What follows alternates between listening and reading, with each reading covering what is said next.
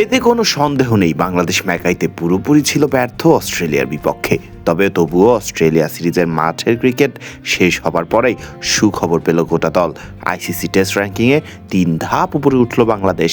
ইতিহাসের সেরা টেস্ট র্যাঙ্কিংয়ে অবস্থান এখন বাংলাদেশের, যা করতে পারেননি অতীতে দেশের বড় বড় ক্রিকেটারেরাও।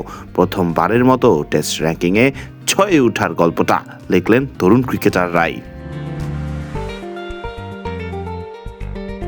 3 ধাপ উপরে ওঠা বাংলাদেশের রেটিং পয়েন্ট 78। 6 থাকা বাংলাদেশ অল্পের জন্য ছিল না টপ 5-এ। বাংলাদেশের উপরেই অবস্থান ইংল্যান্ডের, আর 5-এ থাকা ব্রিটিশদের রেটিং পয়েন্ট 99। তারপরেই উপরে আছে যথাক্রমে ভারত, নিউজিল্যান্ড, দক্ষিণ আফ্রিকা এবং মাইটি অস্ট্রেলিয়া। অতীতে সাদা পোশাকের ক্রিকেটটায় বাংলাদেশকে গোটা ক্রিকেট বিশ্ব দেখত এক অন্য রূপেই, কেননা টেস্ট ফরম্যাটে খুব একটা শক্তিশালী দল ছিল না বাংলাদেশ। নাজমুল হোসেন শান্তর অধিনায়কত্ব দিয়ে রীতিমতো এক নতুন অধ্যায় শুরু পায় টেস্টে বাংলাদেশ। পাকিস্তান, ওয়েস্ট ইন্ডিজের মতো দলকে হারিয়ে বাংলাদেশ ডারউইনে হারায় অস্ট্রেলিয়ার মতো দলকেও।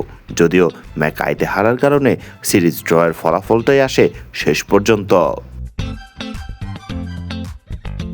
অন্যদিকে টেস্ট চ্যাম্পিয়নশিপেও দাপট রয়েছে টাইগারদের। ম্যাকাইতে খুব ভালো খেলতে না পারলেও টেবিলের 4 নম্বরেই রয়ে গেছে তারা।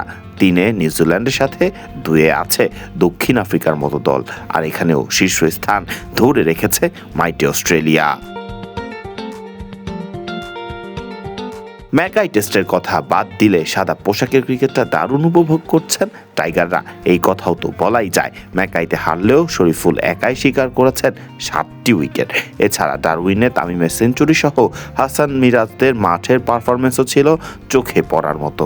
সামনেই আছে আরও কিছু গুরুত্বপূর্ণ সিরিজ, যেখানে ভালো করতে পারলে সুযোগ থাকবে টেস্ট র্যাঙ্কিংয়ে সেরা 5-এ উপরে উঠে আসারও।